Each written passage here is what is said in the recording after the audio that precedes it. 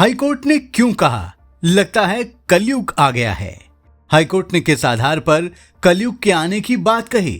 क्या है घोर कलयुग आ जाने के संकेत और लक्षण? दोस्तों, सनातन हिंदू धर्म में कलयुग को लेकर काफी चर्चा होती है। धर्मशास्त्री, ज्योतिषी, प्रिडिक्शन करने वाले लोगों का तो कलयुग एक प्रमुख विषय रहा है।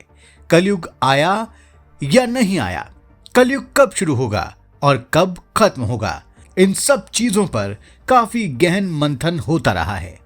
लेकिन पहली बार किसी कोर्ट ने बड़ी गंभीरता से कलयुग की बात को रखा है, वो भी हाईकोर्ट ने। हाईकोर्ट ने कहा है कि लगता है कलयुग आ गया है। इस वीडियो में हम आपको बताएंगे कि आखिर हाईकोर्ट के जस्टिस को ऐसी टिप्पणी क्यों करनी पड़ी। आप देखते रहिए द कर्मा। दोस्तों, लगता है कलयुग आ गया है, ये टिप्पणी इलाहाबाद हाईकोर्ट ने एक सुनवाई के दौरान की है। आपको जानकर हैरानी होगी कि इस केस में वादी और प्रतिवादी पति पत्नी हैं और पति की उम्र 80 साल और पत्नी की उम्र 75 साल है।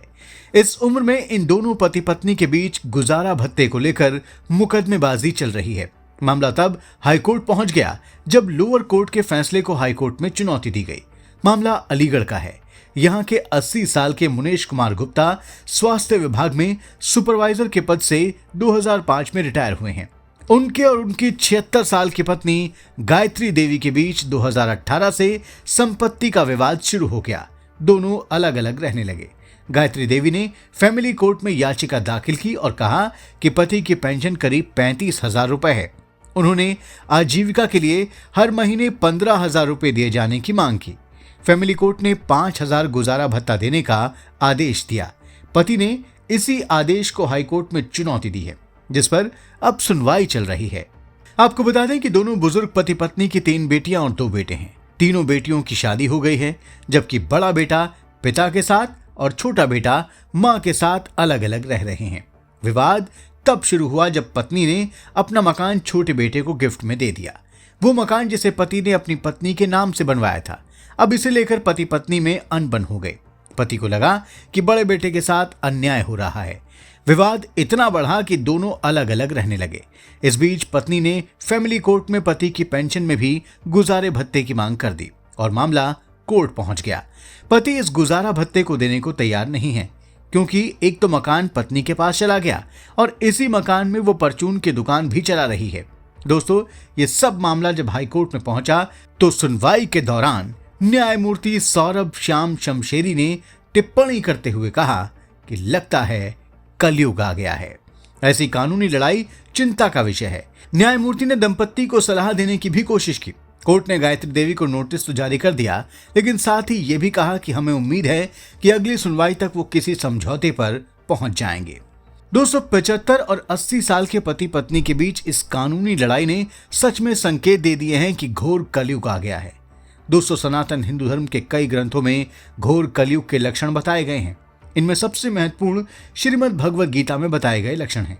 इनमें से कुछ लक्षणों को आपके सामने हम रखने जा रहे हैं, जिससे आप इस केस और दूसरे अन्य मामलों और घटनाओं से जोड़कर अच्छी तरह समझ सकते हैं कि कैसे ये साफ साफ संकेत मिल रहे हैं कि घोर कलयुग आ गया है, और जिसका संकेत खुद हाईकोर्ट भी कर रहा है। दोस्तों, श्रीमद् भागवतम के अंतिम स्कंद में लिखा है कि घोर कलयुग में एकमात्र संपत्ति को ही मनुष्य के उत्तम जन्म, उचित व्यवहार और उत्तम गुणों का लक्षण माना जाएगा। लोग थोड़े से पैसों के लिए शत्रुता ठान लेंगे। पैसे के लिए वो सारे रिश्ते नातों को त्याग कर खुद मरने और अपने संबंधियों को मारने पर उतारू हो जाएंगे। कानून और न्याय मनुष्य की ताकत के अनुसार ही लागू होंगे। पुरुष और स्त्रियां केवल ऊपरी आकर्षण के कारण एक साथ रहेंगे और व्यापार की सफलता कपट पर निर्भर रहेगी।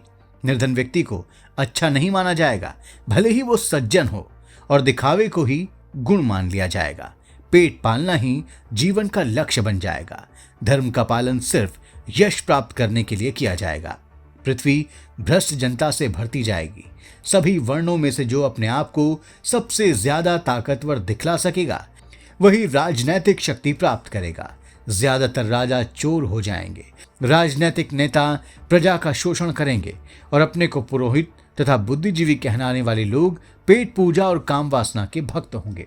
चोरी करना, झूठ बोलना, लोगों को अपनी बातों में फंसाकर अपना उल्लू सीधा करना, बेवजह हिंसा करना आदि लोगों का पेशा बन जाएगा। इन सब गलत कामों में लिप्त होकर लोग अपनी रोजी रोटी चलाएंगे। लोग अपने वर्ण और आश्रम धर्म का पालन नहीं करेंगे। सारे सामाजिक वर्ण यानी ब्राह्मण, क्षत्रिय, वैश्य और शूद्र गिरकर शूद्र के स्तर पर पहुंच जाएंगे। पुरुषत्व का निर्णय काम शास्त्र में उनकी निपुणता के आधार पर किया जाएगा। स्त्रियां उल्टा होकर एक पुरुष को छोड़कर बेरोक टोक दूसरे के पास चली जाएंगी। घोर कलयुग में ज्यादातर लोग अभागे, पेटू, कामी और दरिद्र होंगे। झूठे लोग भगवान के नाम पर दान लेंगे और तपस्या का दिखावा कर साधु वेश में अपनी जीविका चलाएंगे। धर्म को ना जानने वाले उच्च आसन पर बैठेंगे। धार्मिक सिद्धांतों पर प्रवचन करने का ढोंग रचेंगे। बहुत से लोग नास्तिक हो जाएंगे, भगवान को नहीं मानेंगे और उनका निरादर करेंगे। जैसे जैसे कलयुग का प्रभाव बढ़ता जाएगा वैसे वैसे धर्म, सत्य, पवित्रता, क्षमा, दया, आयु, शारीरिक बल और स्मरण शक्ति दिन प्रतिदिन कम होते जाएंगे। दोस्तों, सनातन ग्रंथों में कलयुग के जो लक्षण बताए गए हैं आज के जीवन में वो आम बनते जा रहे हैं। पाश्चात्य और अरब जगत किस हद तक कामुकता और हिंसा में फंसे हुए हैं इसे पूरी दुनिया देख रही है।